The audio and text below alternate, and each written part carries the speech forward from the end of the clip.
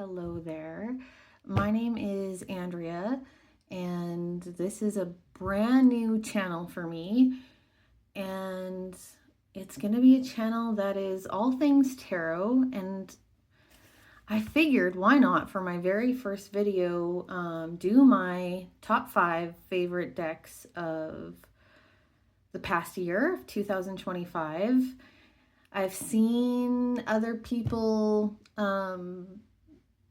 doing this. I think it's a super popular topic, but I love seeing other people's favorite tarot decks and oracle decks. So let's do it.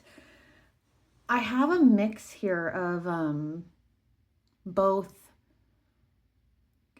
like mainstream and indie or more expensive decks. And yeah, let's see, how many do I have? I have two only mass market decks, but that's okay. I have an honorable mention I think I'm going to include as well. So let's get started. My first deck is a mass market deck. It's the John Bower Tarot, and I have like a story about this deck. You can see it's just kind of a standard playing card size deck, and it's an art deck based off the Swedish folk artist John Bower. And so before I ever got into tarot, I've always been interested. You can see here it comes with just a little very, very basic couple. You get a couple lines for each card. And actually, you know what? The meanings are interesting in this. Sometimes I actually check it because, like, I could just give you an example. Maybe I'll just pull one card here. Let's pull one card here. These are just, whatever, those cards. Oh, look, Judgment's at the bottom. Let's do Judgment. So yeah, like it gives you an interesting twist on the traditional meanings for some of the cards. Like it's not quite the traditional meaning, and I find it actually helpful and super relevant when I do decide I want to check in on the book. So here it says, Judgment. A man and a woman kneel in front of a chorus of angels. They wear no clothing and seem to be bound by the plants on the ground. The angels grow forth from a single cloud. Meanings: heed the call of the spirit, release and bear witness to your surroundings, embrace the changes of time. And yeah, like with this card here, you kind of get this, there's a more grounded energy than I usually get from the Judgment card, especially with the discussion about embracing your surroundings. So anyway, that's just an example. But as I was saying before, I have a story about this deck. Before I ever got into tarot, like I'd always been interested in tarot, but personally, as a reader, and starting to incorporate it into my own sort of journey, I had, kind of a tower moment in my life, like so many of us do, that feels like divine intervention. And that kind of led me into like more spiritual focus in my life. And anyway, one day I was in IKEA of all places, and there was this little print, this little canvas, wall hanging. And I had no idea that it was an actual like famous artist, reprint. But I just fell in love with it. And like my inner child just got completely lit up by this little canvas art hanging. And so I bought it, and it was on sale for a ridiculous price. It was like clearance for $2.99 or something. And I had to have it. And I turned out, once I got into tarot, I realized it was the moon card from this deck. So I would love to show that to you. If we can find it. I will find it before I move along to the next deck. And so this deck does use, cups, wands, pentacles, swords. It does have the traditional meaning. The major arcana just have the number, the Roman numeral, whatever number. It doesn't have the word Like here, it does not say temperance. And yeah, I mean, the depictions are not, they don't follow traditional, Rider-Waite depictions of the cards. And I love that. I don't think I have, maybe a couple. Most of the decks that I'm attracted to are not the Rider-Waite symbolism. I like variety. I like exploring. That's just my nature. I like change. I like learning new things. And I like the challenge of the additional imagery and symbolism that are in all these different variations of tarot. So let's find, oh no, there's this. This is a star card. I really like this one. Let's find the moon card here. I'm just going to go quicker till I find the moon card. This is one of my favorite 10 of Swords. That rainbow is just like everything. Love that 10 of Swords. On the Sun. Maybe you're just going to see the whole deck before we get to the moon card. The Fool. Here it is. That's the little canvas painting I found. And then when I found this deck, I don't know, it was one of those synchronistic things. And I don't even know what it was really.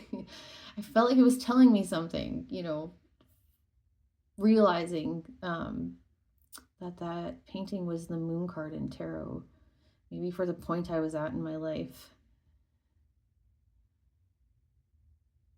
But yeah, there it is. Beautiful. Little princess on a moose. Little crescent moon. Okay, that is the John Bauer Tarot. Love it. My inner child loves it. And I love this kind of, I don't know, what do you call this? I'm not good with the describing art that well. Is it whimsical? I don't know. It's beautiful though. Yeah, I just love it so much. Okay, so that's the John Bauer Tarot. Let's move on. The next one I have is, actually, you know what? It's funny. I think why this has made my list, this one is an indie deck. And it's kind of a mini deck. It's not super mini, but it's smaller. And I would love to get my hands, I'm not 100% sure, but I think I heard that they made a full-size deck. I just wonder if the card stock is different. If any of you know, is the larger size, the full-size deck of this one, this Turning Terrestrial Tides Tarot, is it a different card stock? Because I do not love the card stock, I have to say, unfortunately. It's like the only drawback for me with this deck. And I think the reason I included it, because I haven't even used it that much this year. I use it as a clarifying deck, usually more than anything. But I think it's because it's so different. It's so like, it's just got like a very unique energy and use for me anyway. The use for me, like I said, it's mostly clarifying, but it's kind of like the kind of messages that come through are, I don't have another deck like it. It feels very political. It feels very kind of radical. Feels kind of, the messages are just, I feel blunt. And yeah, I just don't have another deck like it. So it's got this kind of green edging here. The cards are black and white, but the card stock is like this matte. I have another, my honorable mention deck is like a similar matte, sticky kind of cardstock. And the way that I like to shuffle, I like my cards to fly out. Like I like them to pop out. So it just is really challenging when the cards are that sticky, although that came out pretty well. What came out? The 8 of Emotions, which is the 8 of Cups. So they do rename some of the suits here. I think they rename all of the suits. Yeah. But you can see there's tons of imagery in these cards, and a lot of like messages are written onto the cards. So here you can say goodbye. You've got the 8 of Cups here, and then you've got guest check, and it says check please. And then it says the tide knows when to recede, and then the end with a typewriter. So it's like you don't need the guidebook, but I find I love the guidebook for this one. Here, I'll just read. It's short. It's not long. It's pretty succinct. So I'll just give you an example. Here's the 8 of Emotions, which is the 8 of Cups.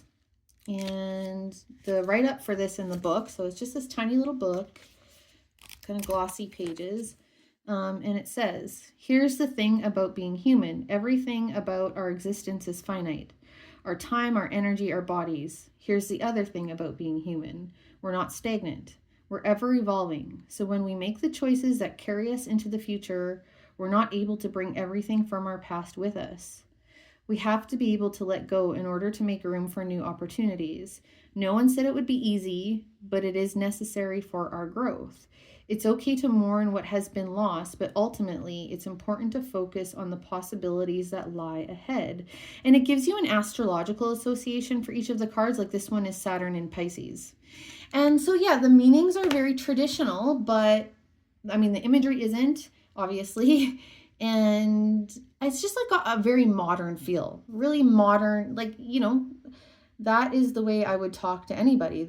What's written there in the, I mean, I'm not that articulate, but it just feels, yeah, very conversational, very, very modern, I guess. And I just love it. So here, I'll just show you some more of the cards. There's the it says, 4 of Thoughts. So that's a 4 of Swords. It says rest is radical. 4 of Emotions, which is the 4 of Cups. 5 of Tangibles, which is the 5 of Pentacles. 2 of Thoughts, which is the 2 of Swords. Child of Passions, so Passions is Wands, and I believe the child is the Page. Yeah, so it's really cool. I really, really like this deck. And actually, so interesting the 8 of Cups came out as I was doing that, because I feel like that's very relevant in my life right now. Maybe in yours too. There's the Magician. As above, so below. And then here it says, my tools are always available. And the things we create on the physical plane are the things that will become our legacy. And then it says divine creation. Well, yeah, divine inspiration. Yeah, so that's that one. Again, if any of you have at least seen or felt the bigger deck of this, and I might be wrong, maybe I heard wrong. I didn't actually look into it myself, because I'm sure it's not cheap, and I don't even know if it's available anymore. But if the card stock is different, let me know, please. The bigger deck, I mean. Okay, so I'm going to put that one away. The next one I have is also like an indie deck, although I think she just had a Kickstarter. I can't believe it. But I'm happy with this deck, although I think maybe the box and the book might be a little better. Oh, hang on. Let me get the book. 1 second. Okay. So this deck, this is Madame Lydia Wilhelmina's Tarot, Monsters, the Macabre, and Autumn Scenes by, I'm not going to say this, Bethaline Baima. I'm so sorry, Bethaline, if I said this wrong, your name wrong. So this was out of print when I got it. I absolutely, like, this is a deck that I was like, as soon as I saw it, I was in love, like on us. I saw it on maybe a Facebook group or somewhere on social media, and I just fell in love instantly. And this woman, this very creative, talented lady, I hope she identifies as a woman, whatever, I'm sure she'll forgive me. If not, so she was sort of just printing very, very seldomly, you know, rarely. She was putting out sort of a batch of these, and they were hard to get. And I know she just had a Kickstarter, and if I just couldn't justify financially buying a new one. And I'm very happy with this one. So there's no need. It would have been a little excessive. But anyway, so I got this off of a buy and sell. And it came like, with this book. So I don't know how it comes in the mail if you order it yourself, but you used to anyway, get like this full-size book. Maybe you had to order this separately. I don't even know. And then just this deck in this little box that really like it does not stay closed. It's very kind of flimsy box, or at least it's not secure in the way that it closes.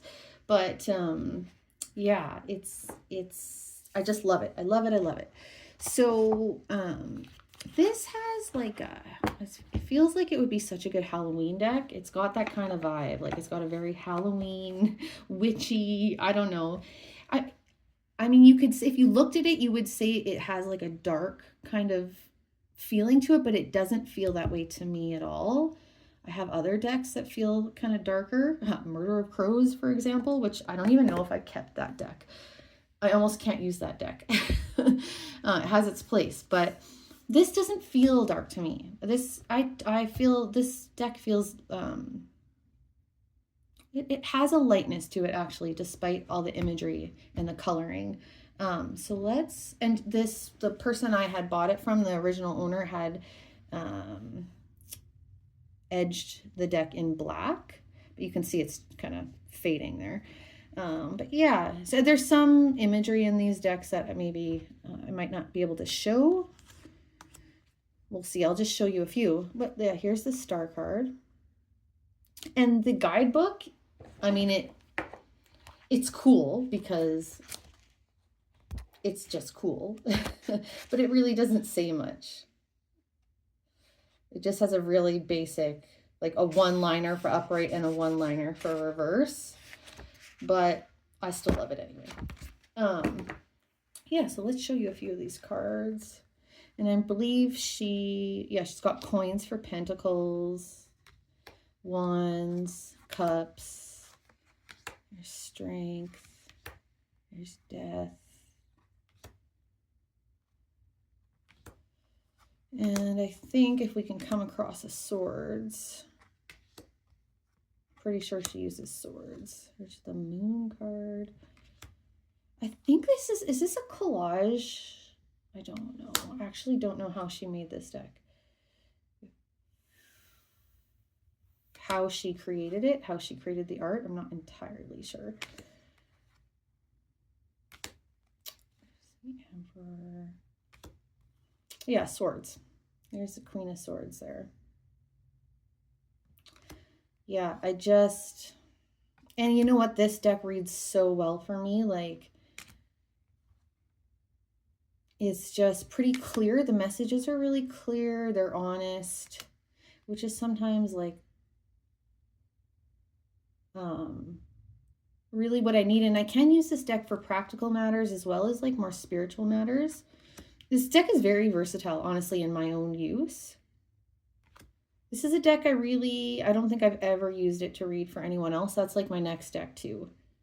So I would use this for someone else, actually. I would be open to that, but I've only ever used it for myself to this point. I really, really love this deck. Okay, so that is Madame Lydia Wilhelmina's Tarot. It's a gorgeous one. Okay, next. And this is another, I got this off Etsy. And oh my gosh, it fills up the whole the whole screen here. This is the Lonely Dreamer Tarot. It's the box. I'm going to take it out of the box here. And this is by M. Weatherspoon. This deck, I'm in Canada, so this was not cheap for me. The only thing I have to say about this deck, it still has a little bit of a smell to it. Like, I had to let this deck off gas a bit, honestly, but it smells kind of like clay to me now. So that is something to note. But it's like, this is my favorite deck. Like, this is my most personal deck. I wouldn't consider using this for anyone else. And it comes with like stickers, and I think it has some extra cards in it. And this is the 3rd edition that I have, which I think is the last edition printed, if I understand correctly. And there's the guidebook is really nice. There's some additional, there's a, oh, who is this? There's some, so we've got, the creator has her own interpretation of the cards that she's written into the guidebook. And then there's this section of additional insights by, like, I think there's an academic lady, Dr. Esther Frankel Tishman. And I think she's very, very, very, from what I can tell, very, very well versed in tarot, and I really appreciate the additional insights she provides. Yeah, so the book is like, it's not, the write-up is not lengthy for any one card. It's like just right. It's just right that you could read it and get something from it, even if you know tarot really well. And this deck, it's like glossy, it slides like butter. I love the way this deck feels. It's really easy to use. Cards come out really easily. It shuffles like perfectly. You can shuffle any which way with this kind of deck, with this cardstock. So let me show you. And this is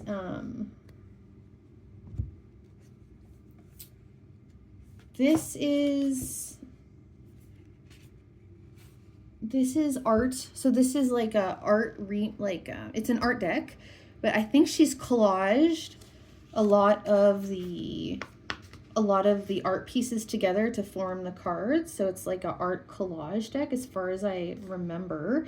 And the artist, it's Read On. What's the first name? Oh, Read On.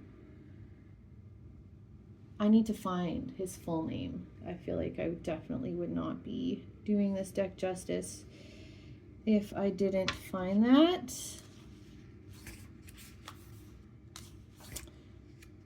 Well, anyway, hopefully I'll find it. Hang on, let me look. Okay, found it. Odilon Redon, or Redon. I don't know how to pronounce it, but yes, that's who the artist is. Okay, so here, oh, the Hermit. One of my favorites. The Hermit. It's just stunning. This deck is stunning. So a very autumn feel. You can see all the colors there. The Tower. 6 of Pentacles. Strength. Love this Strength card.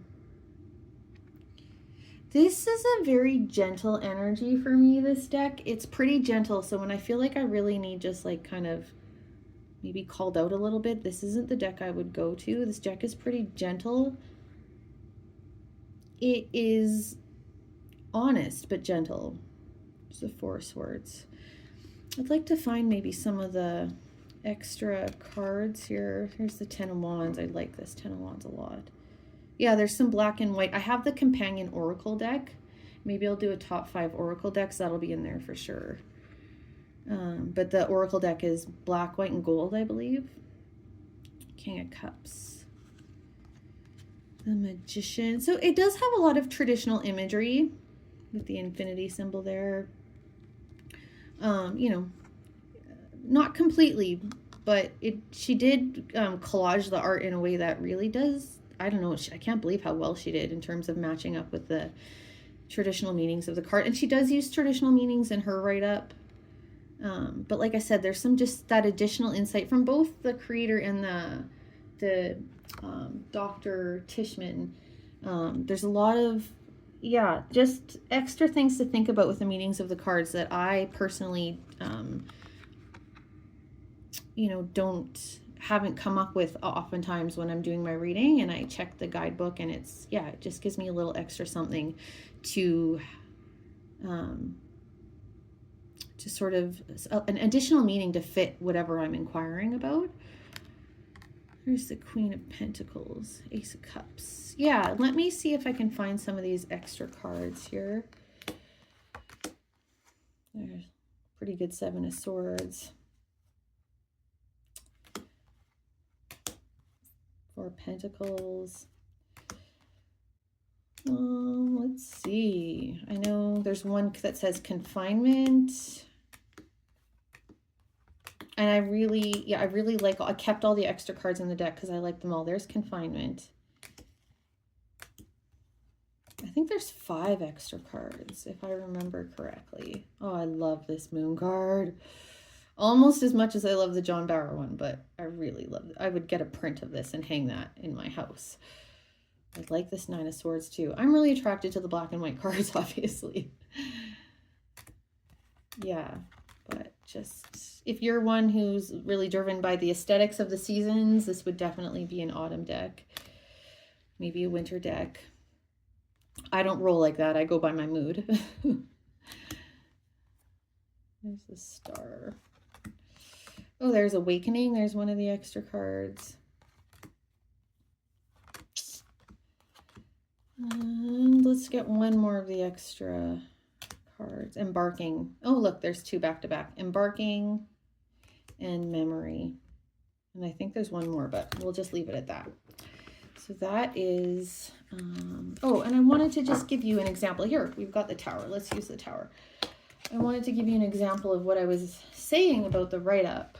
Okay, so let's do the Tower. The way that the book guidebook is organized is not my favorite. It's like kind of all over the place. I'd rather people just do the traditional, do all the arcana, major arcana at the beginning, and then go suit by suit, starting from the Ace all the way to the King. But, you know, I think she separates them differently, and the major arcana are at the back, actually, right before the additional cards. We're getting there. We're getting to the Tower. Now I passed it. Okay, here. So it says, a goddess of fire is depicted here as the Tower itself, constructed of bricks which are flying off or onto her. She is surrounded by rising or settling smoke and ash. The Tower is a clear message that massive dramatic change is coming or has recently occurred. Kundalini Shakti, serpent power with a coiled snake at the base of the spine, is also indicated here. According to Hindu belief, the awakening of the serpent through meditation techniques leads to self-awareness and spiritual growth, rather than a time of rebirth or transformation as represented in the Death card. This is a time of complete redefining, of raising to the ground and building back up again, like the phoenix. The Tower is associated with Mars and the element fire. And it's got some keywords. It's got some reverse keywords. And then this is the additional insight from Dr. Tishman. So she does definition as one insight, detail as another, and it talks about the imagery, and then discovery. And I think she does like a pull of her own in that. So for definition, it says Kensho, enlightenment, stroke of insight, burst of clarity, the inspiration of change. Like all the 6s of the tarot, the Tower depicts the beauty and harmony of Tiferet in the Kabbalah, namely a sense of grace. Heaven meets earth. And yet in Trump 16, the grace we find is the grace of cataclysm, a fierce grace that utterly transform our life by blasting it to the foundation. Blessed are the Tower moments because they will set us free. And then the detail, she says, a goddess of fire, the coiled snake at the base of the rising, settling smoke, ash, flame. This Kundalini can only be the same snake we saw in the Devil, now set free. In the Devil card, we encountered our chains of habit, pattern, addiction, and rut. Perhaps those chains protected us from an even more primal fear, our fear of the flame at the very heart of life, our fear of catching fire and dissolving into dust. And then for discovery, it says, today's clarifier from the Dodal Tarot de Marseille, so that's the tarot deck she was using for her own pull, was another fierce trump card, the Chariot. I'm feeling the momentum driving forward. I've come to appreciate the Tower and to recognize its inevitability, given the propulsive thrust of life. So there you have it. Okay, let's move on to the last one. So the last one is a mass market deck, and it's one of my older decks that, I mean, I've had older decks than this, but I have either given them away or sold them, or I might have destroyed one or two in a fit. I've done that a couple times, I'm not gonna lie. I'm an Aries, sun and moon, so you know. Okay, so it is, and I don't think the box is going to fit on screen here either. It's the Forest of Enchantment Tarot. Big old box. And I love, it's got a big guidebook too. Who makes this deck? Llewellyn. Yeah. So beautiful glossy cards, glossy deck. I mean, I really love this card stock. I just wish they were a tiny bit bigger. They are like traditional card size. And this is the backs. It's very earthy feeling. And the guidebook has like full illustrations, and I love, it's like a story. The guidebook is like a story. You're going through the Forest of Enchantment, and it's kind of like the Fool's Journey with, you know, in this context of the Enchanted Forest. And again, this is another deck that lights up my inner child. I just love it so much. But actually, I haven't used this one this year that much, but this has such a special place in my heart that I think it'll always be in my top 5. Like, I don't know, maybe not always, but I don't know. I don't really see it moving out of there, even though I didn't use it that much this year. Okay, so yeah, it's very green, very earthy. I think that, again, if you're a person who goes by aesthetics of the season, when you choose your tarot decks you're working with, this would be a good, I think this would be a good summer, spring, or autumn deck. Very lush green, earthy kind of feeling. And it does, the names are different. So 6 of Visions, so visions are cups. We've got the Council of Animals for judgment. Yeah, the names are all different here. Child of Visions, so the Page of Cups. Got Justice here with the Huntsman. Temperance with the Forge. And let's do the Forge. Or I'll read you an example of the guidebook meaning. So yeah, it's got full page illustration and then a full page of the write-up, and the write-up isn't lengthy again, and I love the way that it's done. It like, again, it feels like a storybook, but it's very it hits though, you know. So it says the Forge. In a wide clearing stands the ancient forge where magical swords are made. So it's really highlighting the meaning of alchemy here. Dwarves have been dedicated to this task for as long as the dwarf memory goes back, and that is a very long time indeed. All the elements are needed to summon the soul of a sword: earth, fire, air, and water. The raw materials from the earth are activated and transformed by fire, which is kept alive by air. The fiery metals are cooled by pure water from a nearby spring. This process tempers the blades and strengthens them. The swords are worked and shaped upon anvil, then heated again and cooled again. When these master craftsmen are satisfied with each blade's balance and strength, the gleaming swords and their hilts are finished with jewels and mystic runes. This is the dwarves' vocation and is the highest sense, a spiritual and magical task as well as a practical one.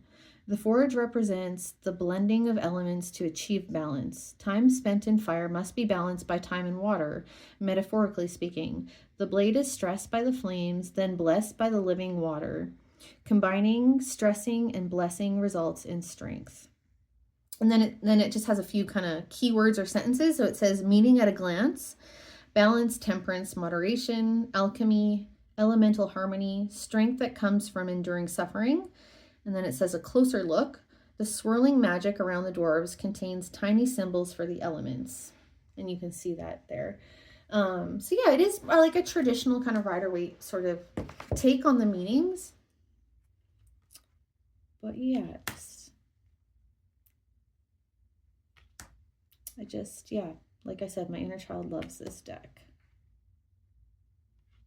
And you know what? An accompanying oracle book just came out, and I had to have it. It didn't matter. I didn't even bother looking at anything about it. I just knew to buy it immediately because I love this deck so much. And I'm struggling with the oracle deck so far. I'm not going to lie. I need to work with it a lot more. It's just like, I don't know. It's just like, I don't understand. It's not that I don't understand the meanings, but the way the cards are coming up in my readings, I don't really get it. And it's really green. It's even greener than this deck. yeah, I don't know. I have to keep working with it. So it's too soon to tell. Love this Hermit card. Yeah. Like Hermit cards always sort of pull at me. It's one of my, I think it's because I've had such a massive Hermit period in my life. I feel like I'm coming out of it, but sunlight is beautiful too. So there you have it. Here's the Fool and the Magician. Ooh, okay, let's end on this one, the Star. This I feel like is the card of my life right now. This is the card of my year, my upcoming year probably, maybe at least part of it. But yeah, love it. Okay, there we have it. So those are my top 5 decks of this year. I don't think any of them were released in 2025, no. But that doesn't matter, does it? Oh, I was going to do an honorable mention. I forgot. Let's do that. And this is a deck I just got. That's why it's an honorable mention. Also, I'm having cardstock issues again. It's this deck here. It's the Tarot of Light. So I just bought this deck, but I know this deck has been around for years. And it's by, oh, I didn't say who. The Forest of Enchantment is by Lune Weatherstone. I'm sorry again, mispronouncing names. And this one is by this Tarot of Light is Denise Jarvie.